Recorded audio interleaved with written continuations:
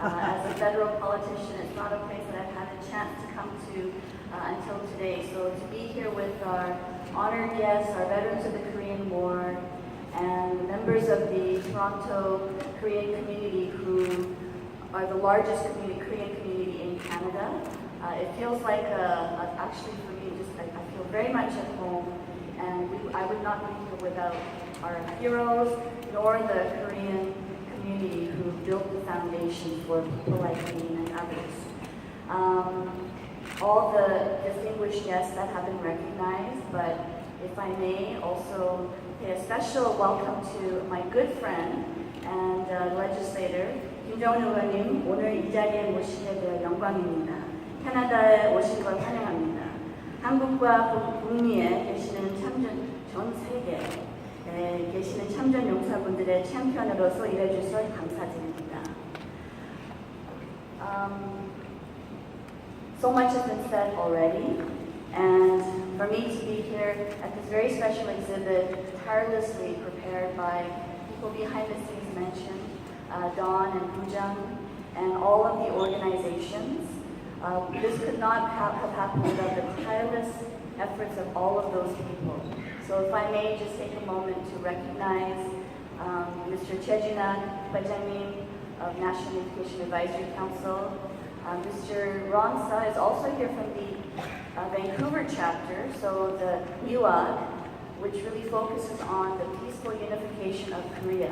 Our veterans are always saying how the war isn't over and that they will rest when they see the peaceful unification. So to be here together, looking at the images of the past, knowing that we know where we've come from and we can look ahead of what we can dream of together. Now through these photos, we will remember all those who served courageously on the hills and in the valleys, on the sea and in the rivers, and above Korea in the skies.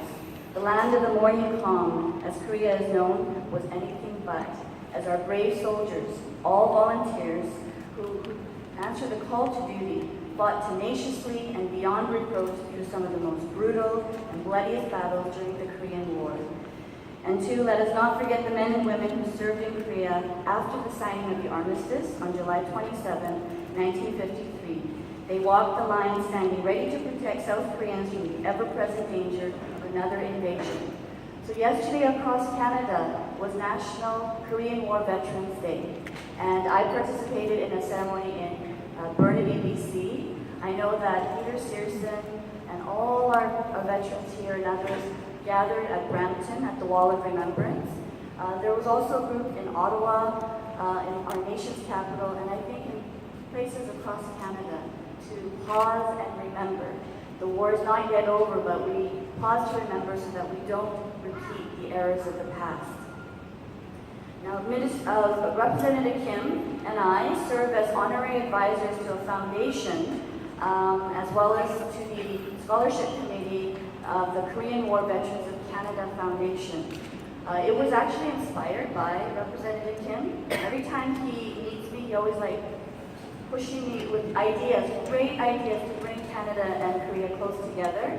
And the Ambassador Joe, Colonel Choi, and Mr. Choi and Mr. Son, everyone met and we consulted with our veterans of Canada on how we could create a foundation that would continue the legacy.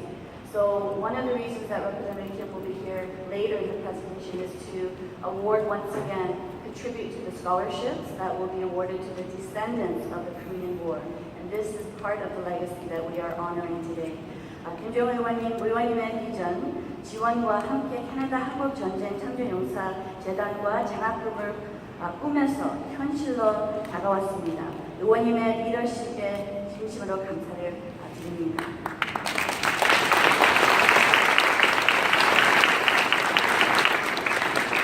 My good friend C.S. Leon is also here, who also served, a predecessor to Ali Assassi, and veterans on behalf of the Senate of Canada, and as the co-chair of Canada-Korea Interparliamentary Friendship Group, of which Mr. Assassi is a director. We thank you so much for your service and sacrifice, and personally speaking, I would not be alive today. My parents would never have met, and Korea would not exist in the reverse order. So all of that happened, and we are here because of you. And we are eternally grateful. Nous sommes éternellement reconnaissants. 우리는 평생토록 감사드립니다. Merci, thank you.